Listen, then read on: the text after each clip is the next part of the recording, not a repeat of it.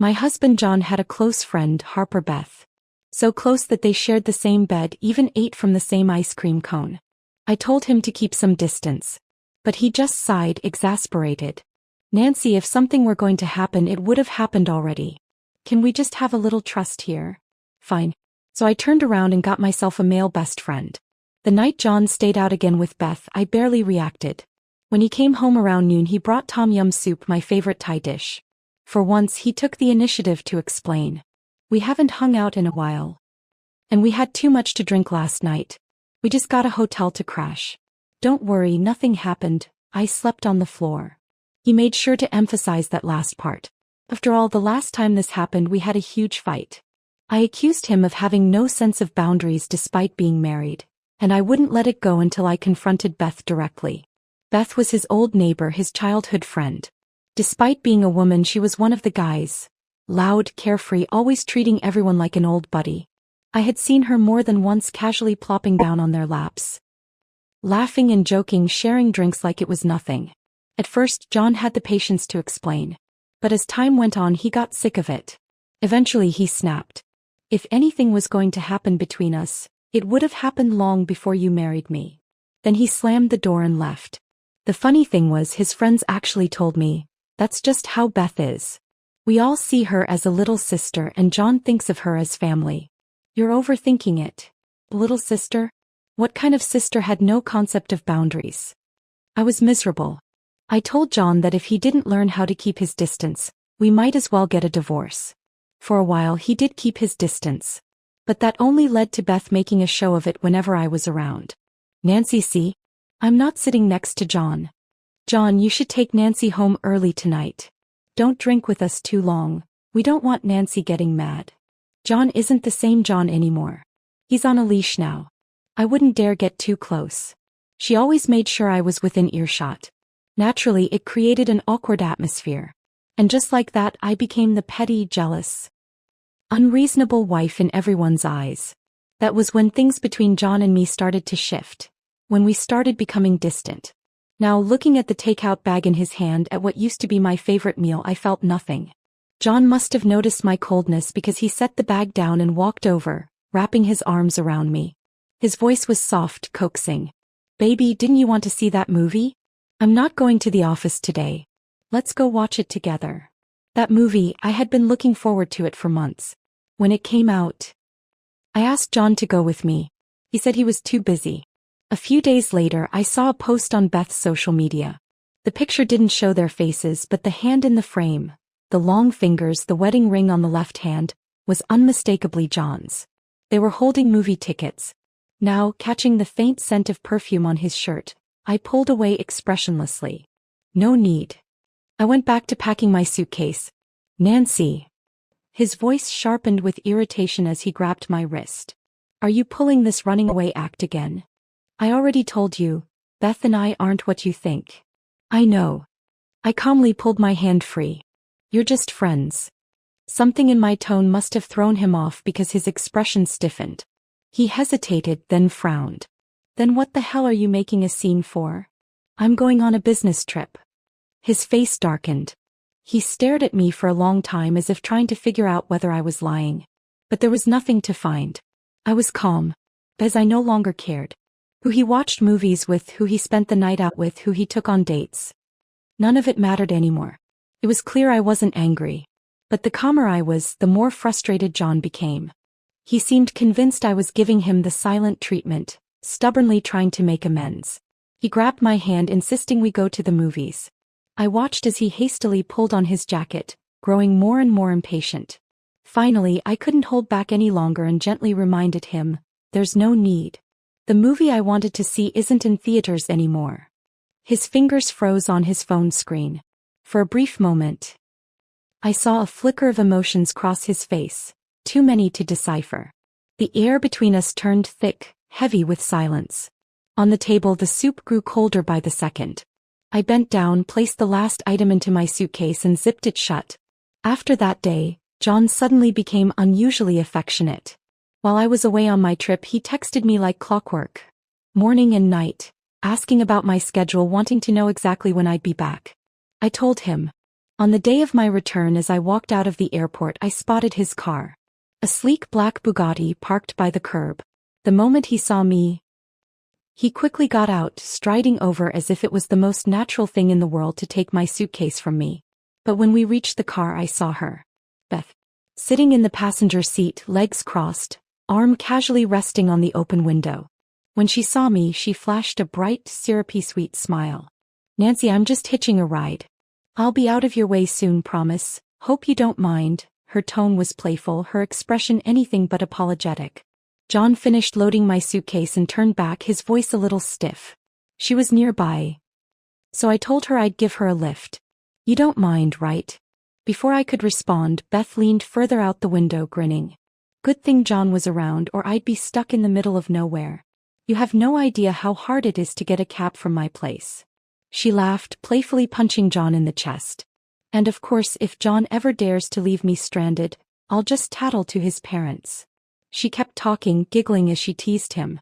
Midway through another exaggerated gesture, she suddenly seemed to remember something, hesitating, withdrawing her arm, and throwing me a wink. "Nancy, you know me and John were just used to messing around. Nothing more, I swear." Ever since our last big fight, Beth had toned down her blatant physical closeness with John. Now she made a show of acting like she was holding back, pretending to be cautious as if I had forced her into it. As if my jealousy and pettiness were the only reasons she had to keep her distance. But if Beth truly cared about boundaries, then why had she started staying out all night with him again? Why were they still going on little one-on-one outings? Why did I catch the subtle challenge in her eyes whenever she looked at me?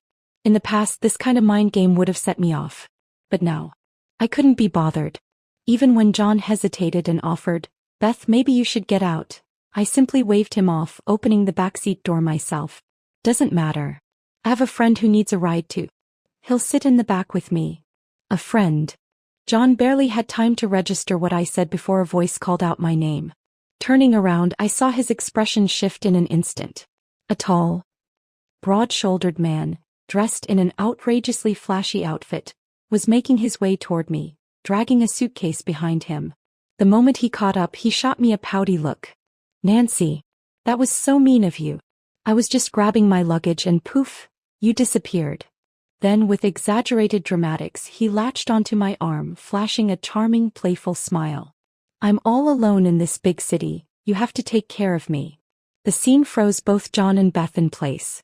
John was the first to react. He yanked me back, his grip tight. "This is the friend you were talking about." His voice was laced with irritation as his gaze locked onto the man in front of him, brow furrowing instantly. "Yep, that's me," Wilson Porter said cheerfully, extending a hand toward John. He shook it with the ease of someone who had known him for years, then casually tossed his suitcase into the trunk before sliding into the back seat. "Nancy, come on. Hop in." He grinned, waving me over. I moved toward the car, only for John to block my way. "Nancy."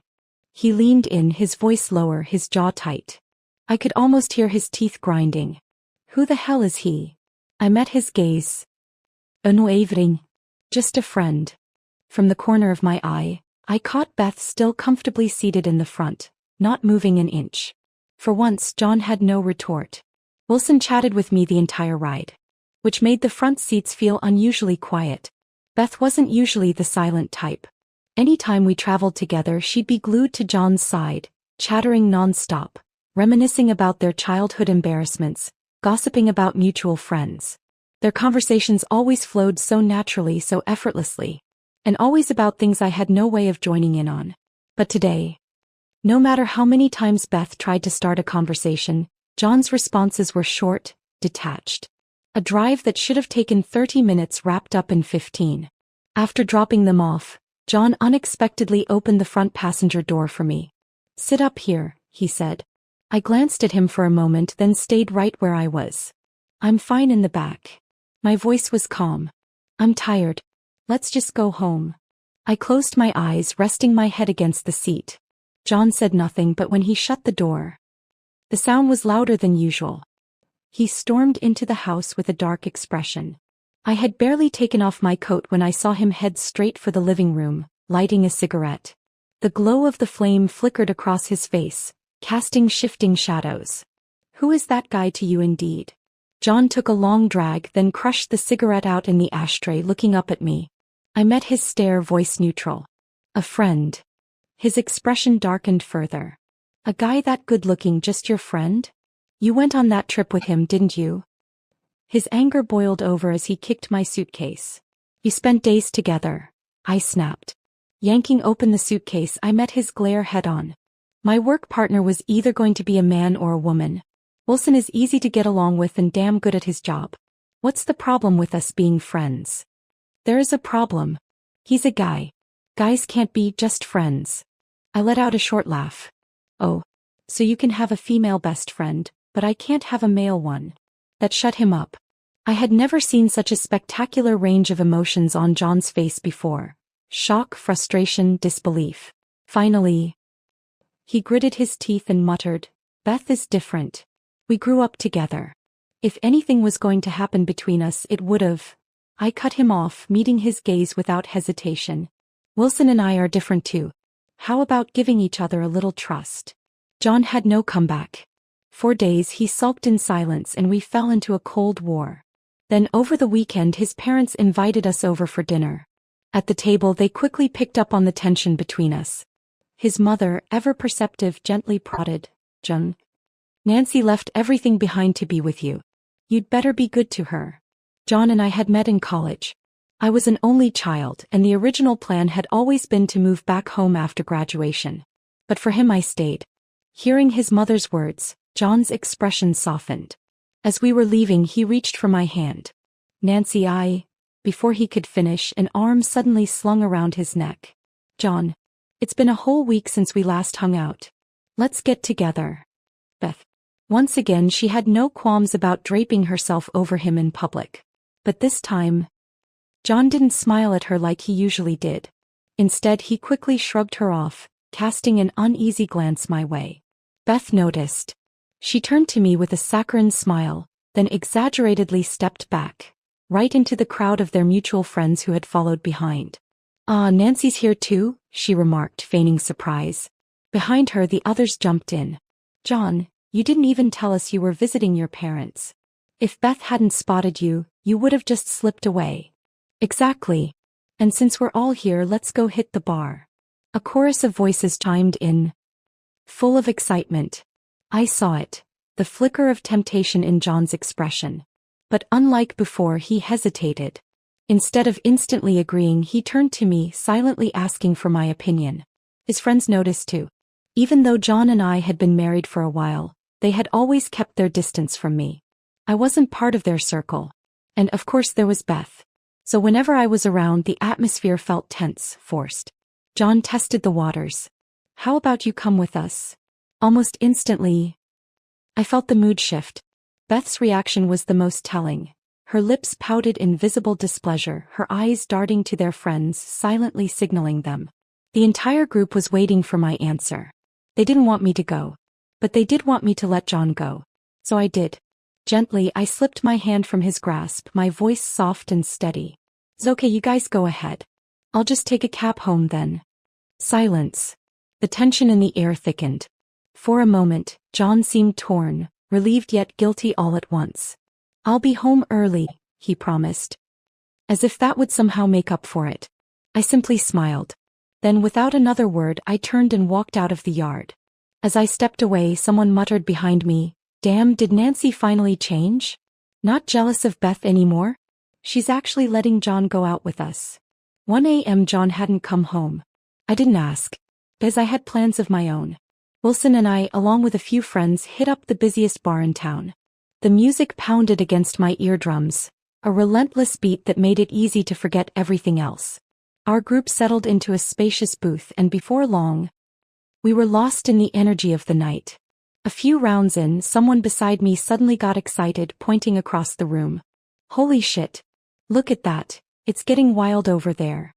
At those words, everyone immediately turned their heads, curiosity piqued. I turned too, and saw them. John's group. 7 guys, 1 girl. The table was covered in empty bottles, a chaotic mess of drinks and half-eaten appetizers. John sat at the head of the group, his face obscured by distance, his head bowed as he stared at his phone. That was until Beth snatched it from his hands. Then, in one smooth motion, she climbed onto his lap, straddling him with effortless ease, one arm draped around his neck, the other lifting a bottle of liquor in the air. No one batted an eye. In fact, they cheered, laughed. Them on. Looks like they're playing truth or dare, drinking mouth to mouth. That chick is insane. Just now she got dared to take off her bra and she actually did it. Then she hung it around some dude's neck. Absolutely nuts. Everyone around me was laughing. I wasn't. As I saw it. John, putting his phone down, no longer distracted. John, amidst the raucous cheers. Not pushing Beth away. John, letting Beth, lips full of liquor, lean down to press her mouth against his. Disgust churned in my stomach. It was repulsive. Utterly revolting. Beth never got the chance to finish that drunken little game. As I walked up to them and slapped them both hard, the entire bar went silent. John's so-called brotherhood quickly jumped in, laughing awkwardly, trying to smooth things over. Come on, it was just a joke. Beth, eyes welling up like some wounded damsel, pouted. It was just a game. I didn't spare her a glance. Instead, I plucked that bra she'd so proudly draped over another man and flung it straight into her face. Then without looking back, I turned and walked away. You like playing games? My voice carried through the stunned silence. Then wait until John and I are divorced. You'll have all the time in the world. I meant it. As I was done. But John wasn't. He chased me all the way home. Baby, come on. It was just a game. Beth messes around with all of us. It's just how she is. We don't even think of her as a woman. He faltered when I stopped packing. My expression unreadable. Sensing he was losing ground, he quickly backtracked. Okay. Look, you got mad, I get it. But I swear I'll stop. I'll never fool around with them again. Then, as if realizing his desperation, his tone turned sharp, defensive. Nancy, you're not exactly innocent either. You went to a bar with a bunch of guys. You didn't see me throwing a fit over that. The more he tried to pacify me, the more impatient he got. Until finally he snapped, grabbing his hair in frustration. His voice rising in a yell. I didn't flinch. I had already packed most of my things. Not everything, I'd have to come back for the rest later. But every passing second in this house made my skin crawl. Move, I said flatly. John stood in front of me, blocking my way, his arms tense, his breath reeking of alcohol. I met his gaze, my voice eerily calm. Real heartbreak doesn't come with screaming matches. Looks exactly like this. When everything loses its meaning. John hesitated. For the first time he looked afraid. His broad frame stiffened. His face, already flushed with alcohol, darkened with frustration. You're really making this a big deal, huh? His voice dropped into a growl. I let out a quiet laugh. John, would you be okay with me sitting on Wilson's lap like that? His whole body went rigid. I stepped closer, pressing in. You weren't okay with us sitting next to each other in the back seat. You sulked for days. So tell me, what gives you the right to expect me to turn a blind eye to you and Beth? That's different. John blurted out. How? I'm a man. You're a woman. No matter what I do, no one can take advantage of me. The moment those words left his mouth, something inside me snapped. I had thought maybe he was just clueless. That he genuinely didn't understand boundaries. But no. He knew. They all knew. I stared at him, my hands trembling. Disbelief. Disgust. So you knew all along. You knew Beth was out of line. You knew your so-called friendship crossed boundaries. You just didn't care because as long as she was a woman, it felt good to let her cling to you. To let her stroke your ego while you pretended it was nothing. John's face twisted. For the first time, he couldn't argue back. Like I had ripped away the last flimsy excuse he'd been clinging to. His jaw clenched. His eyes darted away. Guilty. I smiled. Wilson. I said lightly. I brought him along on purpose. To piss you off. John's head snapped back to me, something like hope flickering in his eyes. Then I crushed it. At first, I thought you just didn't understand boundaries. That if you saw it from my perspective, you'd finally get it. I exhaled slowly. But I was wrong. You do understand. You just enjoyed it. I shoved him.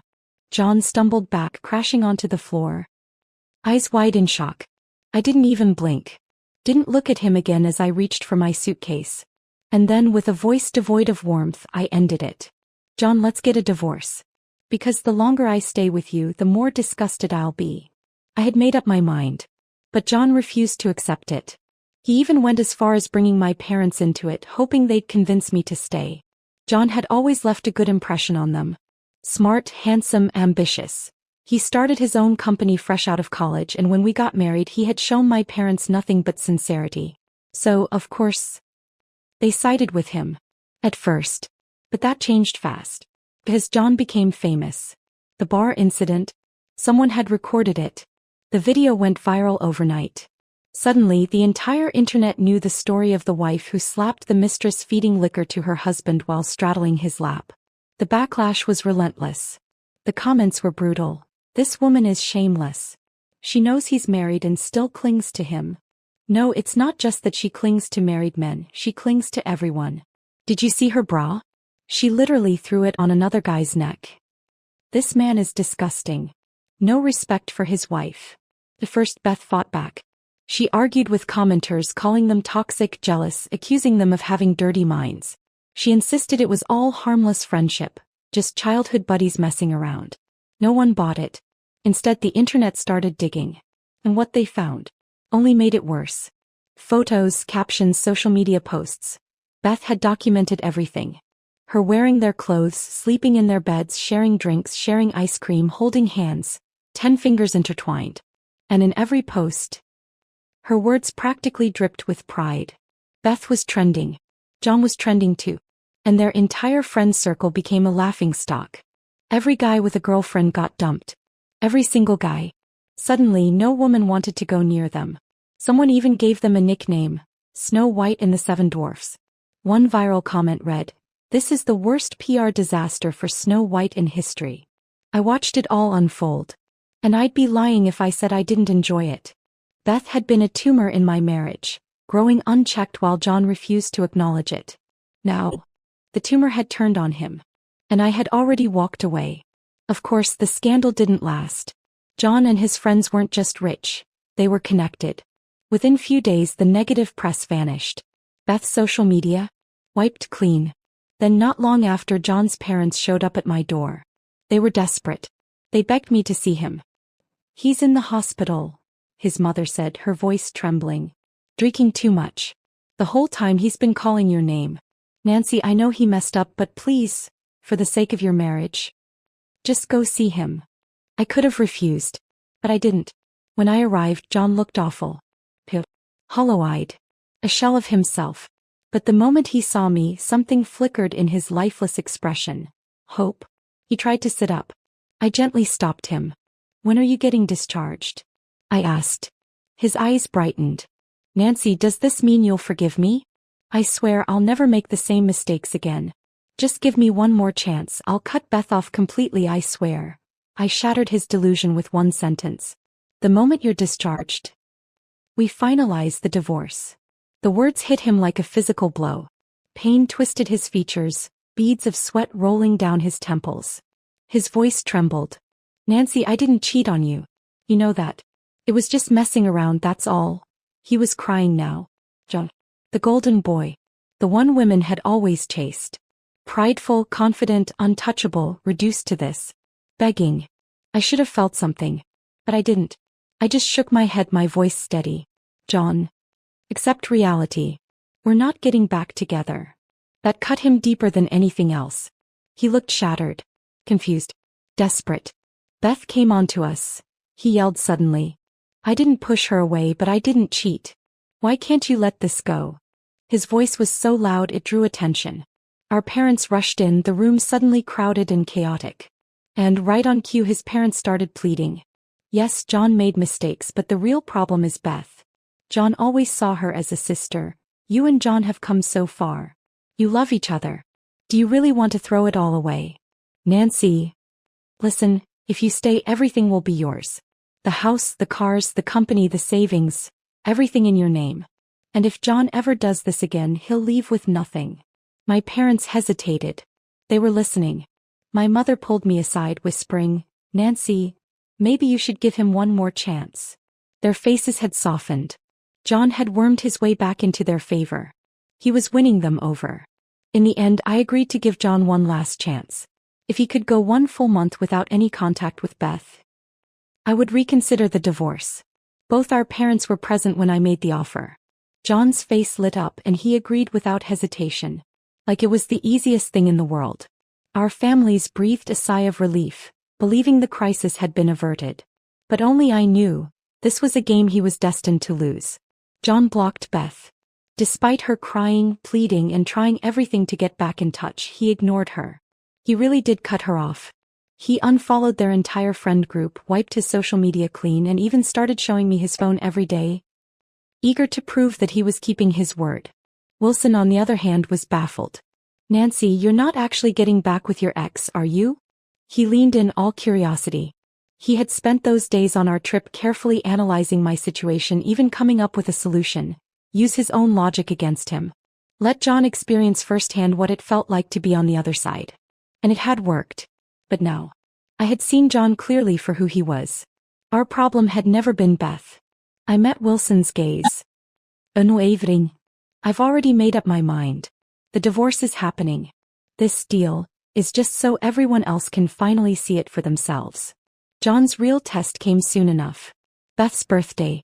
As the only girl in their brotherhood, her birthday was a sacred event. Every year without fail, the entire group had to show up. No exceptions. Rain or shine. I chose that day to leave this city on purpose, not out of spite, but because I didn't want John to come looking for me. I had a flight to catch. Wilson drove me to the airport. A new city awaited me. A new job. A new life. "You're really going through with this?" Wilson asked, slowing the car down as if hoping I'd reconsider. I nodded. "Wilson, I was me before I was anyone's wife." He was quiet for a moment, then exhaled, finally accepting my decision. "As your friend, I support you. And as a man, I understand why you're leaving him." The next day, John finally realized something was wrong. At Beth's birthday party, he had drunk himself into a stupor, silenced his phone, and ignored the dozens of missed calls from Wilson. It wasn't until he woke up, head pounding, that he saw the flood of notifications on his screen. His stomach twisted. A creeping dread clawed its way up his spine. Heart hammering, he immediately called back. Wilson picked up, his tone cold. "Your wife's gone. John. Hope you and Beth had a great birthday." John froze. His entire body went rigid before he shot upright in bed, fingers tightening around his phone so hard he nearly dropped it. "Where did she go?" His voice was hoarse, barely above a whisper, but there was only one thought in his mind: I have to find her. Wilson let out a short, humorless laugh. "Somewhere you'll never find her." Then after a pause he added mockingly, "You couldn't even last a month, John. What the hell are you still hoping for?" And with that the call cut off. John sat there staring blankly at the darkened screen, his hands trembling. On my 6th day in the new city, Wilson forwarded me a message. "John has been calling everyone. Even your old company. He's desperate to find out where you went." I replied simply, "Ignore him." Wilson sent back an exasperated emoji. "He's really panicking." I chuckled to myself and shut off my phone. His panic came too late. If he had truly cared, why hadn't he cherished me when he had the chance? If he had truly understood, why did it take me leaving for him to realize what I meant to him? I had no interest in hearing his excuses. No curiosity about his regrets. Instead, I focused on my new life. I found a new job. Rented a cozy apartment with floor-to-ceiling windows. Learned to cook for myself. Commuted to work alone. Went to the movies alone. Was it lonely? Maybe a little. But at least now, for the first time in a long time, I was happier than I ever had been in that suffocating marriage. John finally found my new number. He sent a message. "Nancy, can we meet?" I stared at the screen for a long time. Then I locked my phone without replying. Meet? For what? To listen to his regrets? To watch him look pitiful and promise once again that he'd change? There was a time when I might have softened. But now I just felt exhausted. Wilson asked me, "You really don't want to give him another chance?" "I already did," I sighed. He just didn't treasure it. This marriage had never been just my battle. If he had truly loved me, why did he only start fighting for us after I was gone? John's messages became less frequent. Sometimes I'd get a short text, "I know I messed up." Or, "I'm working on myself." I never replied. Instead, I focused on building my own life. I joined a gym, signed up for a photography class, spent weekends picnicking with coworkers. Every day was full free mine. And one day I realized I no longer thought about John.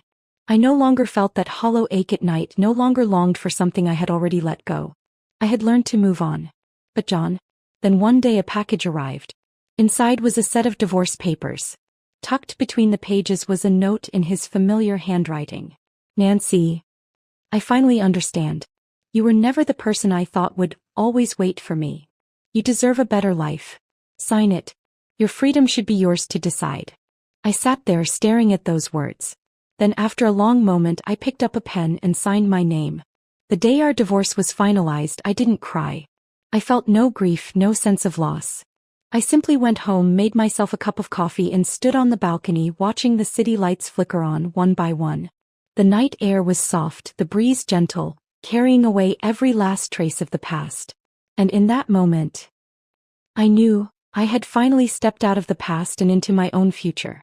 As for John, whether he regretted it or not, I no longer cared.